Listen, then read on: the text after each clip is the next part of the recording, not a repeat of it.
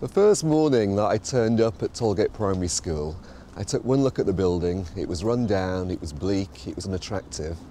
And the first impression that gave was one of not a very stimulating or inviting environment. I was quite worried what I would see beyond those doors inside.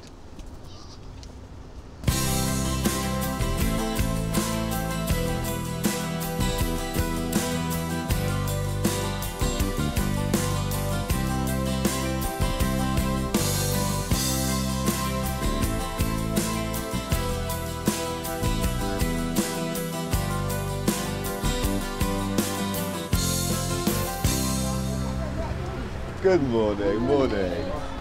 Morning. Good morning, how are you? Good morning. Tollgate was an underachieving school. It got into a category by Ofsted, a school of concern. There was a sense of shock in the local community, and many of our parents lost faith and confidence in the school.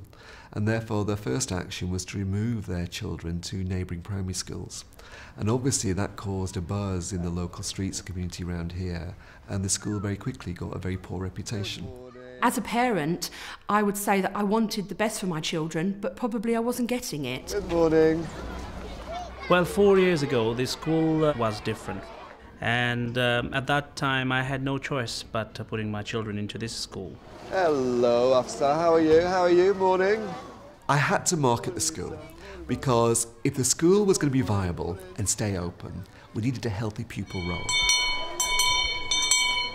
My original developments in school had to be visibly seen, so parents could see where I was putting my priorities in, where I was spending money. Years ago, with the paint peeling off the walls, the heating system, just really basic things that make your life, more comfortable, weren't taken into account. This particular stairwell was one of the worst and run-down stairwells in the school. It really sent a message that the school hadn't spent money on its infrastructure for many, many years, and therefore the central message it gave to children that the school wasn't a very positive or good place to be. So it's important for me to really bring back corporate colours in the school, to put the logos around the school so children could feel proud of being at Tollgate. The school was like there was no decorations, all the walls were blank, and now it looks really nice and it's really good to come to. This is the main central corridor of the school. On my first visit, what I saw was a very bleak area that was run down, peeling paintwork, the smell of damp. So what we've done, we've radicalised it in terms of reclaiming it for the children, filling it with beautiful artwork that represents all the various ethnicities in school. And also, all the artwork you'll see here is surrounded by community languages to give the community languages status in the building as well. It's just changed in many ways. It's more of a fun place to be than before. Tuck that head in, right into your head, okay? And I want you to imagine what it would be like to be tiny. When I first arrived, I went in to observe every teacher in the school. And what really impressed me, there were some very, very good teachers who were working in this building with very little support in terms of teaching and learning in service. So their morale and their motivational levels had been de-skilled by this label of the school going into a category. So with such potential, I then looked at employing an advanced skills teacher. An advanced skills teacher who was specialised in pedagogy, learning and teaching in the primary classroom. Before we start, is there anybody who needs to be wearing their glasses, just to remind you of that? No, we're all set, fantastic. And any of the boys in here with your focus targets, any that you might want to use? David? I would like to use presentation today. Presentation would be important. When I applied for the job, Tom had been here for just over 6 months. On the grapevine within the borough, what he was doing here was very exciting and something that I thought I want to be part of. Anyone think of the decimal that they got that they think is equivalent to 2/5?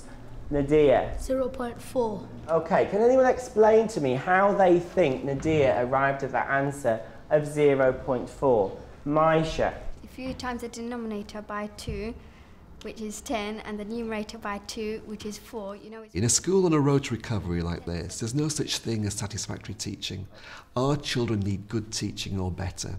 And to provide that, we needed the highest skilled, highest qualified teachers possible.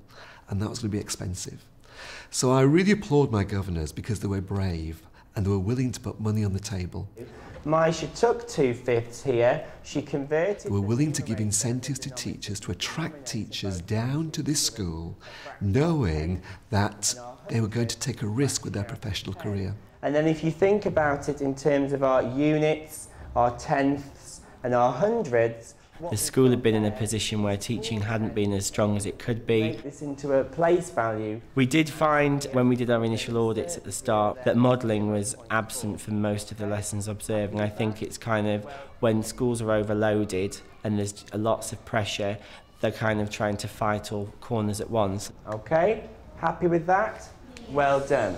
Anyone tell me that as a percentage then, and let's speed up. A Keith. 40%. 40%, good boy, well done. We made it quite clear to all members of staff what we wanted in a lesson, what was a good lesson structure, because we want to make sure that the children know what we expect them to do.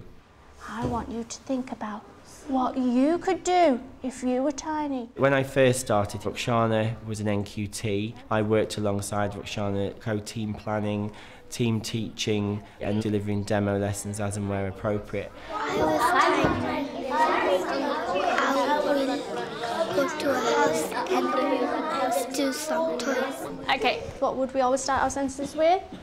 If I was tiny, I would. I also was involved in the implementation of the National Literacy Strategy. The school had previously not been using that. Give me something else. Thick.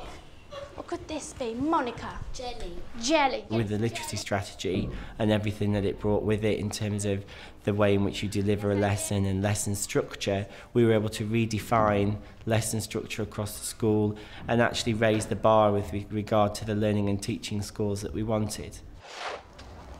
This was a very underdeveloped and unattractive piece of playground space that children never used because there was nothing here to play in. So we created a sensory garden, and children now come here at playtimes and lunchtimes with their books to reflect and to talk with friends and to really enjoy the environment.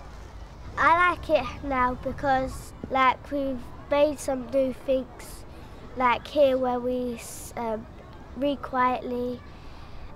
Before we didn't have this. Right, we're meeting today to have a look at our assessment and our tracking of our underachieving children.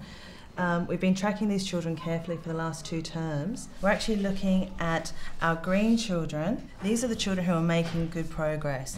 The children on the yellow are those children who are staying at about the same level, but the children we really need to focus on are the ones on the reds, because these are the children who have actually dipped during our last round of testing. 3-4 years ago, we were really trailing below with very, very poor attainment in school.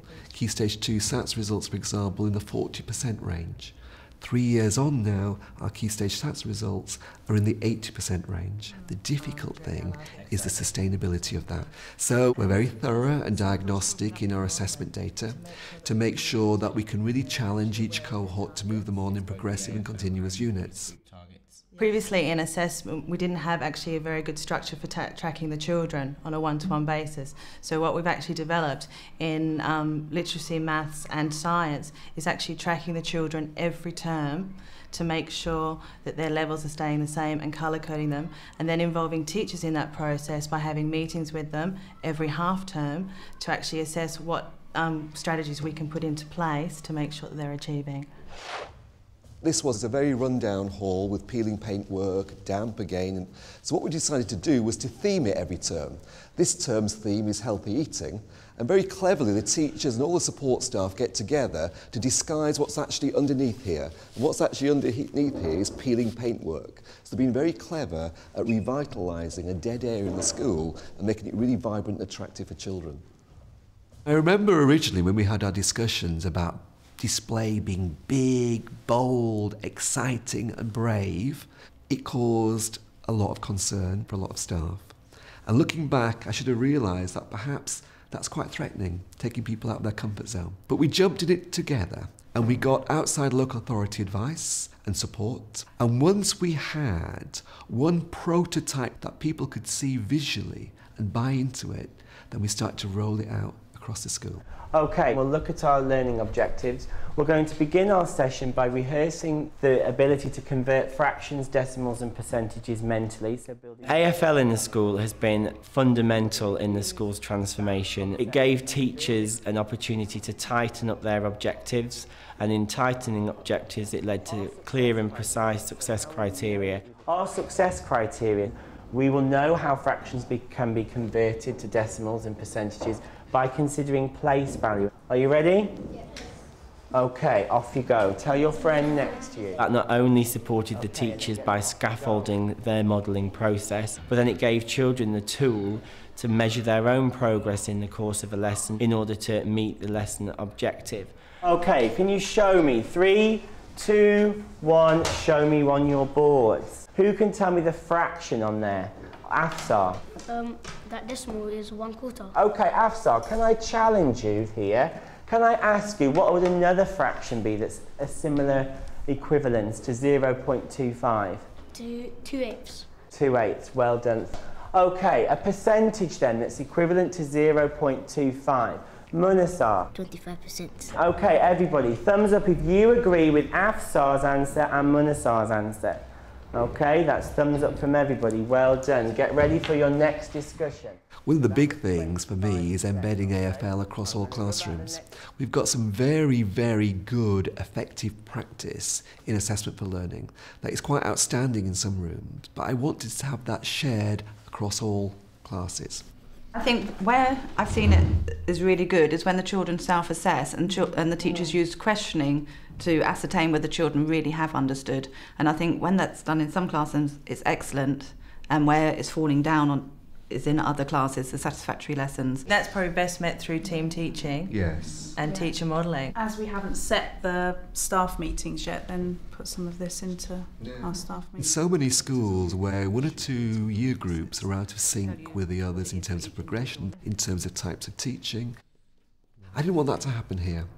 I wanted to provide my teachers with a safety net, a scaffold that supports their teaching and learning. Do you think this has radically raised our game in terms of the quality of teaching and learning in school?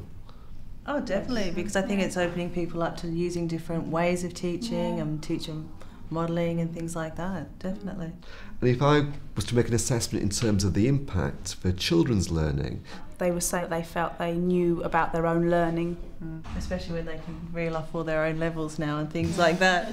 I know 100% that the school is working for my child and my child only, and each child in the school is felt like they are the most important child in here, and each teacher takes it upon themselves to make sure they're getting their best education that that child can physically get. one of the easiest ways to get parents back on board in terms of regaining their trust in school was opening the doors. So parents started coming back in the classrooms. We started a PTA in school. Parents became helpers in our library. Parents came on outings with us. Simple little things that other schools took for granted were starting to happen.